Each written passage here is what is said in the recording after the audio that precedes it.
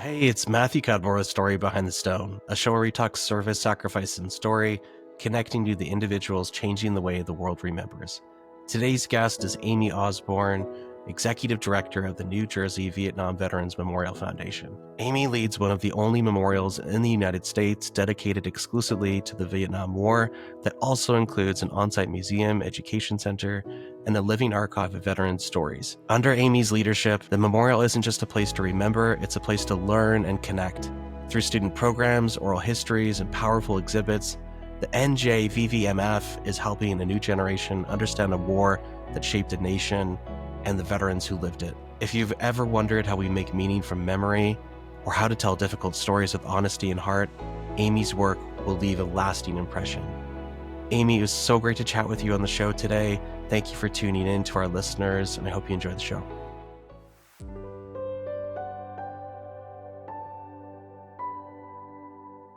Welcome to Story Behind the Stone, the show where we talk service, sacrifice, and story, connecting you to the most interesting people in the space of veterans' causes, history, and commemoration. I'm joined today by Amy Osborn with the New Jersey Vietnam Veterans Memorial and Museum.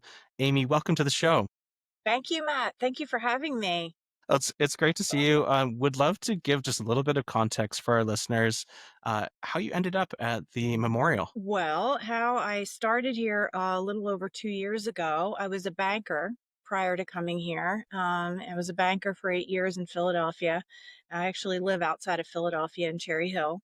And there was an opportunity here. There was an opening for an executive director, and two of my former bosses were on the board here and said, we think we have the perfect person for this. So Colonel Michael Warner was my boss when I worked at the New Jersey Department of Military and Veterans Affairs, and former State Senator Nick Aselta was my boss when I worked in his legislative office. And they both happened to be on the board of trustees here at the Vietnam Memorial. And their connection to it is Colonel Warner served in Vietnam, and Nick Aselta's brother, unfortunately, was killed in Vietnam. So they were both very passionate about the place, and that's how I got to be here. So I had been here on occasion from year to year at various ceremonies, and I was just being a banker in Philadelphia, and was got the call and had conversations, and that's how I ended up here. And I think they thought of me for the job not because of banking, obviously, but because I have been working with veterans for over 30 years.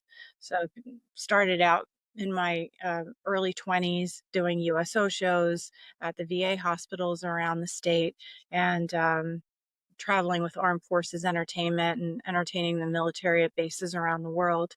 So, not just that, I served on President Bush's Hire Vets First Committee, and worked with I've worked with veterans in various capacities over the course of 30 some years. And so they thought that that was a good fit. But certainly being a banker is also good too, because you've got to be good with numbers if you're in this capacity, and you're leading this ship, you're steering this ship.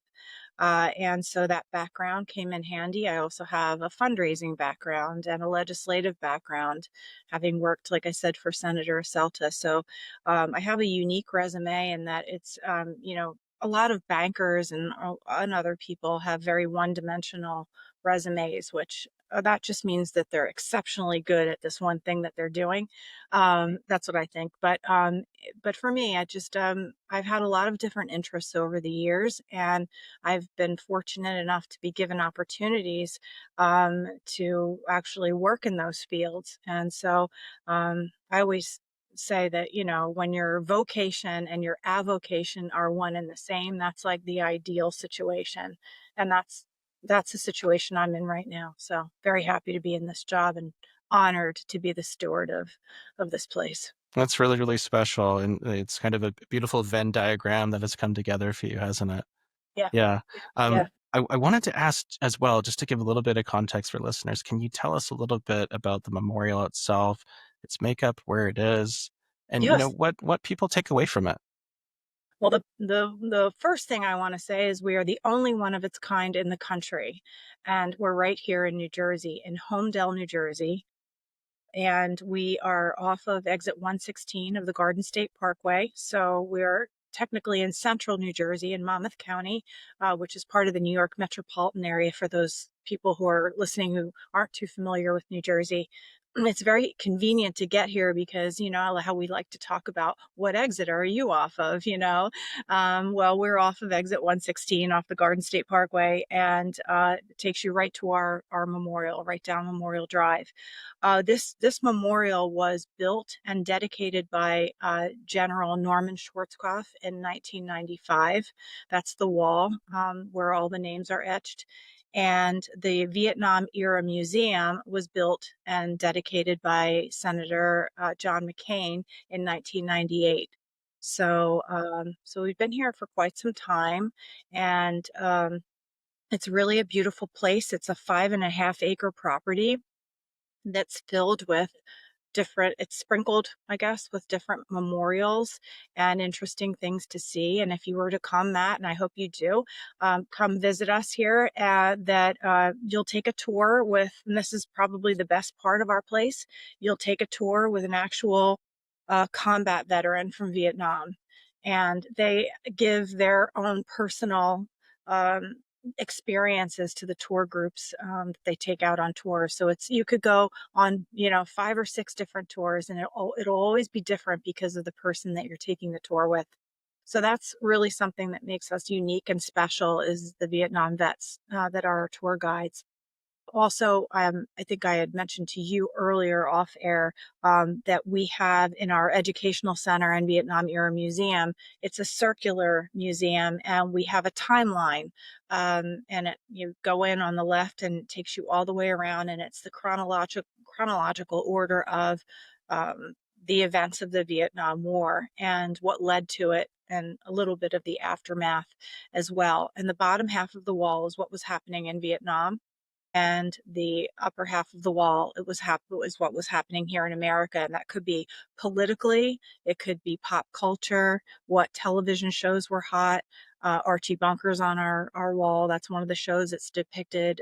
Star Trek is on the wall. There's some musical groups up there as well. And so, yeah, just a little bit. It really gives the kids, and we educate about 15,000 kids every year through the museum. It's a lot. Yeah, we had a tour group here today, as a matter of fact. And it gives the kids an idea, because I think the Vietnam War being over 50 years ago, and then the high school kids that come here really gives them some context, because maybe their parents listen to that music, or maybe their parents can kind of relate to some of the things that are on the wall. And it really just helps them understand this is what was going on here while this was taking place in Vietnam. And they always they're so attentive. When you think of, I remember going to high school assemblies. You remember when they would call you to the auditorium for an assembly, and people be talking, or messing around and doing whatever we were doing. It's not like that when these kids are here, and it doesn't matter what high school they're with. You can hear a pin drop. I mean, they are so attentive, and they always have questions for the tour guides. They're just really into it, and that's a really cool thing to see. You sound so passionate about the ripple effects that your organization has, especially for the next generation. Yeah. What are you getting out of running this organization? Well, it's rewarding in a lot of different ways, honestly. Yeah. And I probably, since I've taken this job, have cried more than I've ever cried in my life. Yeah. Honestly, it's hard to get through. I MC most of our events, most of our ceremonies. It's hard to get through those things without getting that lump stuck in your throat, and you know, talking about these guys that you see every day. And yeah, I can't see it. This is I knew this was going to go there, but anyway, it's just a very rewarding experience. Not only to be around the Vietnam veterans every day, which is an honor, but to put the programs together and put the ceremonies together that we're doing here. Um, and also, there's a little bit of legacy involved, Mhm. because if I can make sure, if in my role as executive director, I can make sure that I not only have the right people in place to run this museum and memorial, but that I can set it up so that it's going to be good for the future and be here for future generations. then, that's a legacy thing for me. And that's something that I can say that I feel good about doing. Because, okay, just say, for instance, in banking, what legacy might somebody have in banking? Right. The banks come and go, they fall, they get bought out, I mean, and there's a lot of banks, but, and not to, I loved that job too. I loved my bank job, but in this position, it's much more emotional, uh, and there is that legacy aspect that you Yeah. can have a difference and make a change for future generations. And I hear as well, one of the really unique things about the memorial are the docents.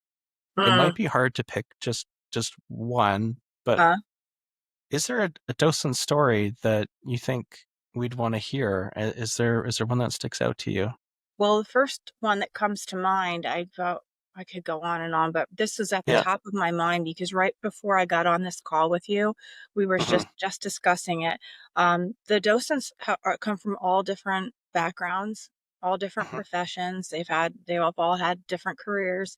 One of our docents, he's the only docent that we have that had a career in theater uh, and film and acting. He's an actor, and his name is Pat Julian Vellucci, and he is from Passaic, a Passaic guy, and he gives some of the most lively tours. People really enjoy his tours because he brings that theatrical component to them, and he's got a very big personality, as you can imagine. But he also needs a kidney, and that's really why I want to talk about him. He has been on dialysis for years now, and right now, when you ask me if we had any campaigns going on, the main campaign that I'm concerned with right now is a campaign to find him a kidney. And we've partnered with an organization, a fabulous organization called Dove, DOVE, and they find kidneys for Vietnam veterans. And they have found so far they have saved 50 lives so far. That is a lot. That is a lot. And so we're so grateful to them for partnering with us. Right now, his Pat's face is on a billboard up in North Jersey. I think it might be in more than one location. We have shared it on social media. We've shared it on our website. We've put it out to our list of contacts. And um, that would be, that's the first docent that comes to mind because not only is he one of my favorites, he's funny, and he also has an official role here as a Hmm. volunteer, but he's our director. So because he has directed shows on Broadway and Wow. done other things to that level, he is our writer. So when I'm not a big baseball person. That sounds terrible. But I mean, it's fine. Okay. But I don't go to games and I don't follow it or whatever. So when I was told that Aaron Boone was coming here for a fundraiser, I called Pat. I said, what should he wrote my script basically for what I said at the Aaron Boone event, and he found such interesting things, to say about him, and it ended up being a really great event. But that's Pat. He writes the scripts for everyone. If somebody needs something to say about any one thing in particular, Pat writes that. I mean, we really just he's such a big part Hmm. of us and what we do. So. Yeah. I hope everyone's listening. And if anyone's out there considering giving a kidney, please contact Dove and get tested and see if you're a match for Pat so that he was there when his country called and now he needs us. Yeah. So, Yeah, he put his hand up. Let's hope someone listening out there puts their hand up too. yeah, he wasn't Yeah. drafted, he volunteered. Yeah. He went in on his own. So, that would be the first docent that I would like to talk about. And that's Yeah. It sounds like you have a real family down at the memorial, don't you? Yeah, we Yeah. do. We Yeah. have a former medic here, Doc. His name is Bill McClung, but everybody calls him Doc because that's what they called him in Vietnam. And Yeah. I guess you never outgrow that that nickname. But he's got some really great stories. I don't know if they're great. I don't know if that's the right word to use. Yeah. He has some interesting stories. He's a great storyteller, brilliant sense of humor. There's another docent here named Alan Rothman who is here all the time because he is so smart that he knows how to do anything. And he had a really stellar career, and he retired as a lieutenant colonel after serving in Vietnam. And he's a local guy, and he's in here all the time, and a very very interesting. And the driest sense of humor that you could ever experience in your life. And we love him. So JJ, another one of our docents, survived the three biggest battles in Vietnam and made it home to then share those stories with these school kids that are lucky enough to get JJ, you know what I mean, as their tour guide, because he can add all of that stuff. There's just so much there that he can talk about. Well, when I do come, I don't know how I'm gonna pick between all the personalities. What's gonna happen is you're gonna get who you get when you Yeah. take the tour, and it's gonna be great regardless of who it is, and then you can share your experience with your listeners. Yeah, Be that's gonna be awesome. really, really special. Yeah. Um, I wanna turn our lens for a moment. The memorial is really special, obviously, for all of the names on it, but you're also adding some names, even 50 years later. Can you tell us about that process, and maybe also tell us a little bit about the gentleman kind of over your right shoulder as well? So I didn't know when I started here, I figured that everybody from New Jersey who was killed in Vietnam, who had served, all the New Jerseyans were already on the wall because the wall was dedicated in 1995. So it stands to reason that that many years, I mean, that they would know who would belong on our wall.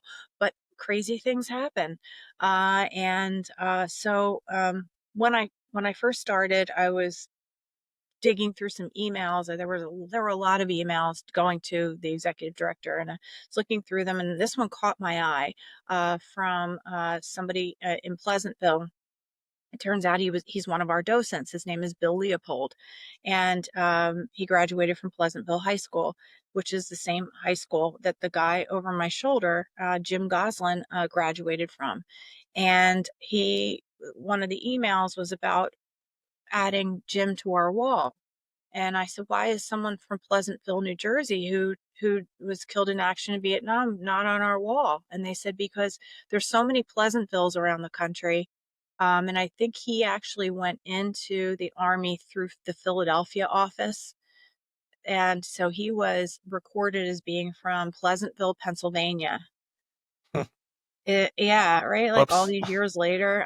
Yeah. And so yeah, so but he's not. He's a son of New Jersey through and through. Spent his entire life here. Went to Pleasantville High School, and I just said, just to cover myself, can I see a yearbook picture and all that stuff? And so, I asked to see a couple of things, and then we said, let's do it. Let's have a ceremony to put him on the wall. Jim Goslin. We did that in October of 2023, so the year I started, and it was an emotional ceremony. And the mayor in Pleasantville was wonderful. She called the high school. She made sure that the high school was participating, that the band was up here. The marching band came from Pleasantville High School. This guy graduated in 1960 from Pleasantville High School, and in 2023, Wow. these kids, the ROTC and their instructor, the band and the band leader were here to witness the unveiling of his name on our wall.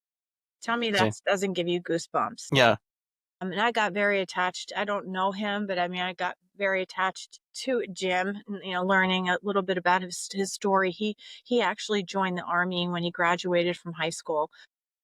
So his intention was to serve anyway. And then I think when the draft started in 1965, he switched over to the Navy. He was a medic, and he was killed saving a Marine on the street in Way, won the Battle of Way. So he's a hero. I mean, he's a patriot and he's a hero, and we couldn't be more honored than to be there to put him on the wall. I feel like it was a special thing, and I was meant to be in this truly. role for that when that happened. And we made a really big deal of it. it was a really emotional, moving ceremony, and we just thought, Pat, Pat Vellucci, who I talked about, our docent, he was, directing the whole thing. And afterwards we said, this might be the last time, that we have that kind of a ceremony, because it's 50 some years after the end of the war. Well, fast forward to 2024, it was almost a year later, and I started getting phone calls from Vietnam veterans in Paterson, New Jersey, about their friend Alan Katz from Paterson, New Jersey, who was killed in Vietnam. And again, I think to myself, how can he be left off of the wall? Okay, so the story there is this gentleman was born and raised in Paterson, New Jersey. He graduated from East Side High School. Just like Jim Gosselin, he joined the Army right out of high school. There wasn't a draft. There wasn't a Vietnam draft yet. They're very similar stories in that Yeah. regard. They were already going to serve their country. But he stayed in it, but Alan Katz did stay in the Army. And so he eventually gets drafted, goes to Vietnam, and as story has it, his family sold their home in Paterson and they moved to California. So, and then consequently, Alan was killed in action in Vietnam. So what the National Wall does is they go by your home of record at the time of death. Got it. So his home of record would have been Santa Monica, California. So on the wall in DC, it says Alan Katz, Santa Monica, California. Mm. But we know Alan Katz spent his entire life in Paterson, New Jersey. And so I worked with the Paterson vets, and we are on April 27th, which is a Sunday, because we're doing it on a Sunday because Mr. Katz, to honor his Jewish heritage and his Jewish faith. And there is a Jewish war veterans post named after him in Santa Monica, California. Wow. Yes, the Alan H. Katz Jewish war veterans post. I don't remember the name on it. We could look that up, so he was big into his faith, and we want to honor that. We have a rabbi coming to say some prayers at the ceremony, and we hope that the town of Paterson is out in full force, the same way that Pleasantville supported that ceremony to put their hometown boy on the wall, and Yeah. to be there for the unveiling. Yeah. That sounds. It'll be extremely moving. Well choreographed. Is Mr. Vellucci involved? Yeah, Mr. Yeah. Vellucci will make sure it is very moving, and he Good. doesn't like people to leave with dry eyes. So I was No. explaining what we had planned for the ceremony to somebody at the Department of Military and Veterans Affairs the other day. He said, well, that sounds very theatric. And I said, yes, it's going to be very theatric. We will never lose what it means, the meaning behind it, and the seriousness of it. But I think it is nice to really, the pomp and circumstance really speaks to how much we appreciate the service and the sacrifice of these guys. Yeah. Yeah. I wanted to ask. I meant to ask this earlier about Mr. Gosselin, but also with Mr. Katz. Any surviving family members? With Jim, I was so desperate to have a family member there. Yeah. I wanted that in the worst way, but Yeah. they were a family of four, the parents and Jim and his brother Tommy, and his brother Tommy, as I understood, is in a home in Florida, and Okay. just unable for many reasons to make it up here for the ceremony. And yeah, that was tough. I said, I think I even said during the ceremony, I'm his family today, because Oh, we didn't wow. grow up too far from each other, and Yeah. like I said, I got really attached to him. But um, for Alan Katz, his family is in California still, I think, and some of the vets in Paterson have spoken to Right. relatives of his, and we are expecting them to be at the ceremony. Oh, The how outreach special. has been done. Yeah. Yeah. Hopefully, they will make the Yeah. trip Yeah. over. And sometimes it can be really hard for the families. They don't want to revisit that. And I've seen that before. Just in talking to the families that visit here, it's just hard. Yeah. And that might not be something that they want to revisit. They're coming back to New Jersey, which is where they grew up, and they were Yeah. with their parents and their brother. And maybe, for some people, it's cathartic to come here and to talk about it and to tell their story. But for other people, it's just too painful. And we understand in either direction, Yeah. whatever's best for them. But we would love to have them here so we Yeah. can honor them. Yeah. Yeah. It's beautiful work that you're doing, you and Mr. Vellucci. Me and Pat, and just and me and the whole Pat. team, by the way, the whole Forget my team, of staff, course. but just me and Yes, Pat yeah. now. No, I know. We have a great staff here, by the Yeah. way. Our the person who's on site every day, her name is Michelle Nell. She's been here. I think her anniversary is April 15th. What's today? The 14th? Okay, so Yeah. tomorrow she will have been here 18 years. Oh, happy I think it's anniversary. Yeah. 17 or 18. Don't quote me. 17 or 18. Wow. So she has been here for a long time. And we have a very dedicated, passionate staff. Everybody, we're all connected to these docents, and they're fantastic. And we work a lot with the New Jersey Department of Military and Veterans Affairs. So we have a lot of partners, and also Horizon Blue Cross Blue Shield is our main sponsor here at the Vietnam Era Museum, and we are so thankful to have their support. There's a one of their companies is called Braven Health that offers a product for people of Vietnam era age.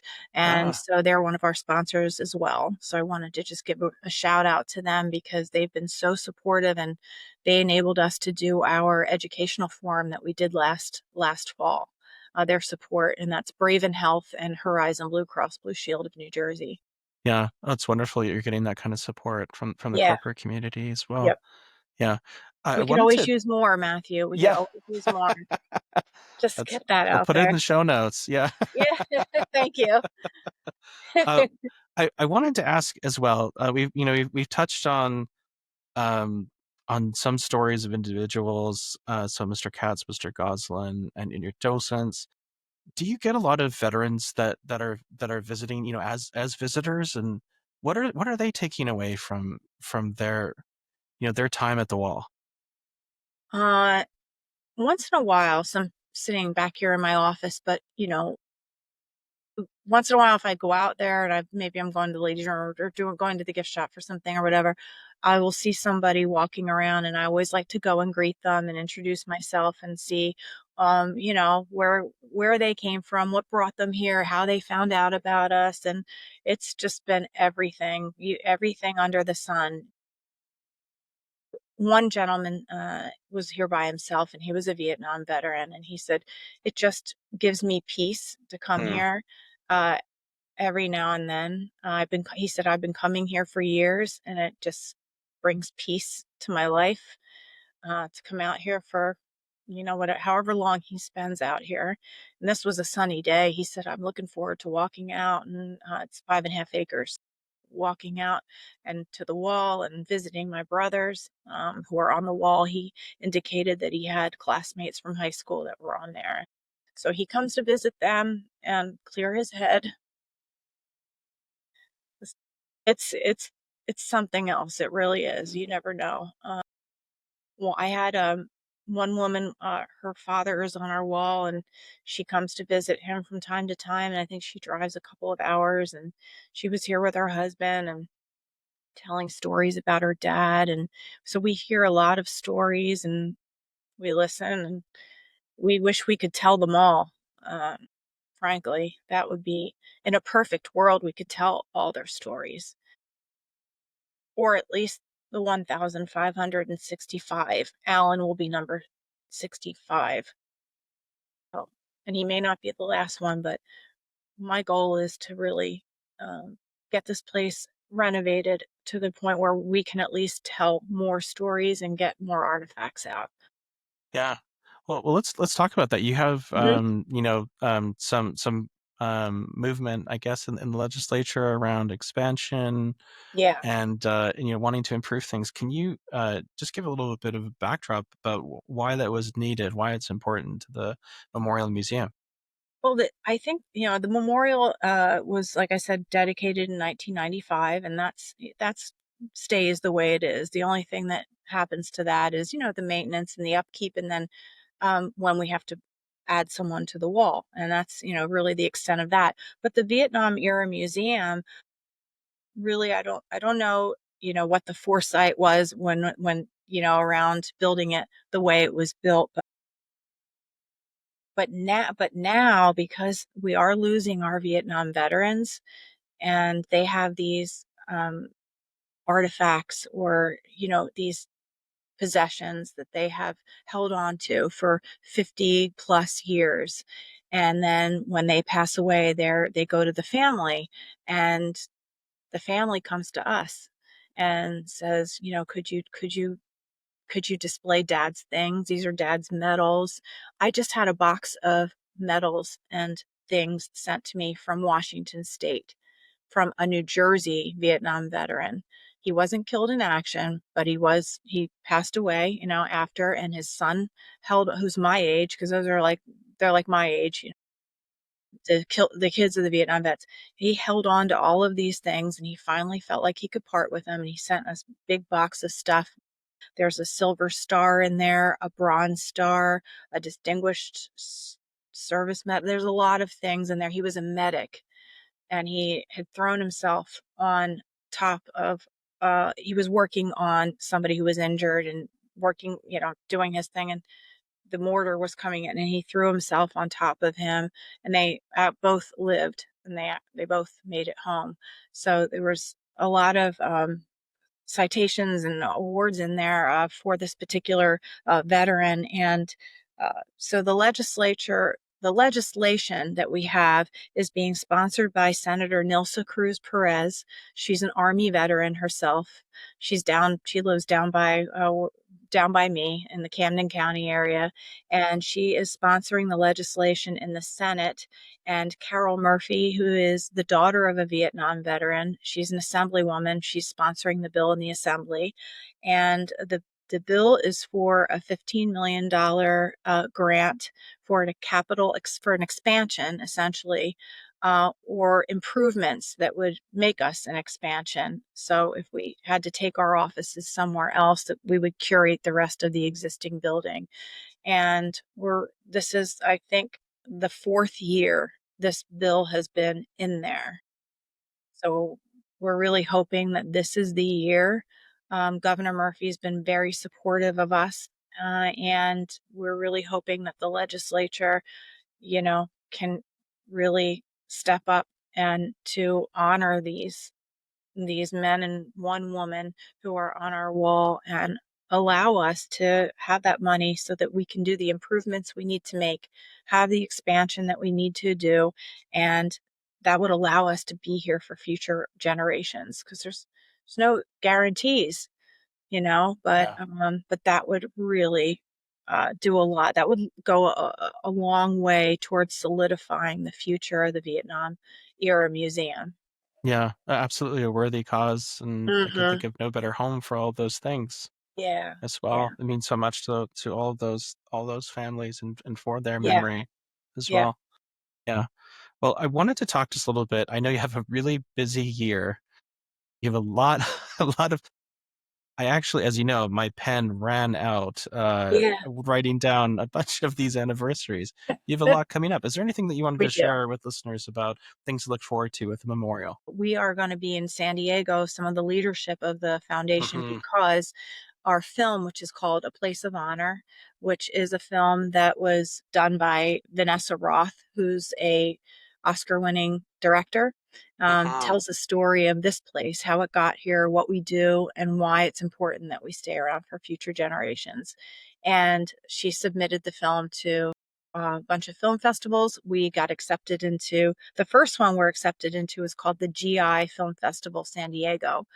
And then after that is Memorial Day. And the cool thing about this Memorial Day ceremony is it's the 30th anniversary of the dedication of our memorial. And so Governor Christie Whitman, who she was governor when the place was dedicated in 1995. She got General Schwarzkopf here. She got John McCain here in 1998.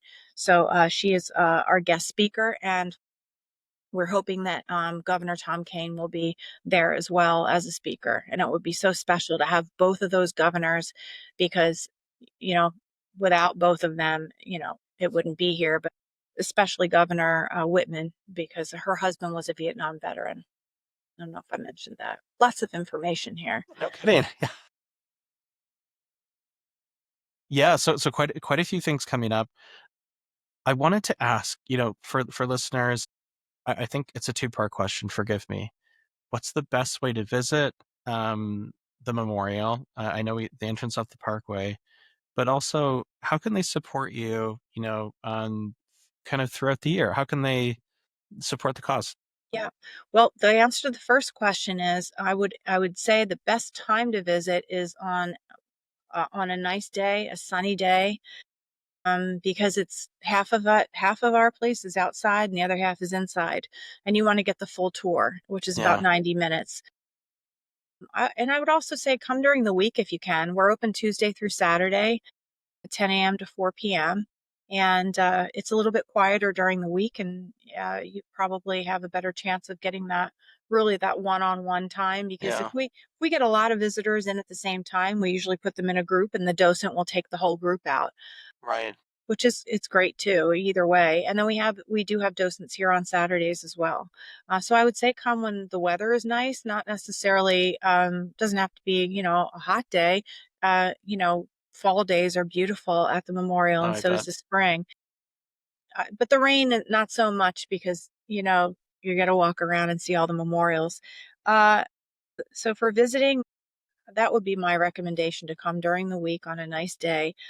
And then the best way to help us really, Matt, is to go to our website and to donate, or our address is on there, to send us a check. We're a 501c3 nonprofit organization, and we rely on the donations from our supporters, and that money goes to support our programs, and will go towards hopefully that display case that I really want, so that we can display all of these great artifacts that we have stored outside right now. We have like 5 sea boxes. Do you know what those are? They're Yes. Yeah. like the Connex container, but they're sea Yeah. boxes.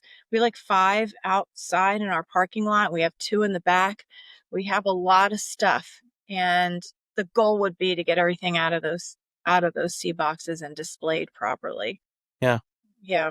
Yeah. Well, and I think that so many of those physical artifacts, they're humanizing, that Yeah. service, that sacrifice, right? Those are. Yeah. I imagine there's personal effects. There's medals. There's. Yeah. Uniforms. Yeah. If there is a medal, there's a lot of, Purple Hearts, a lot of Purple Hearts. But if there are, there's usually a uniform involved, a jacket. Sometimes they bring them in themselves, that they're still alive, and they say, you know, I don't know what'll happen to these things once I'm gone. Yeah. So here they are, and that's I can't guarantee everyone that they're going to be displayed, but we want to make sure that they feel good about them having a good home. Yeah. You know, Yeah. I think it's truly special what you and the team are doing every thank you. day for remembering that service, that sacrifice, the personal touches. It sounds like such a unique landmark in New Jersey for people to visit. Yeah, Amy, I want to thank you for coming on the show today you and too. Thank you for sharing having more. me. It's an absolute pleasure having you, and So fun. I don't think I can escape next time in the New Jersey area visiting. And thank you for everything that you're doing down there. To our listeners, if you enjoyed the show today, please give the episode a like and a share. Help support the work of the New Jersey Vietnam Veterans Memorial and Museum. Amy, thank you again for coming on. It's such a pleasure. Thank you, Matt. Thank you so Okay, much. My thank you. pleasure.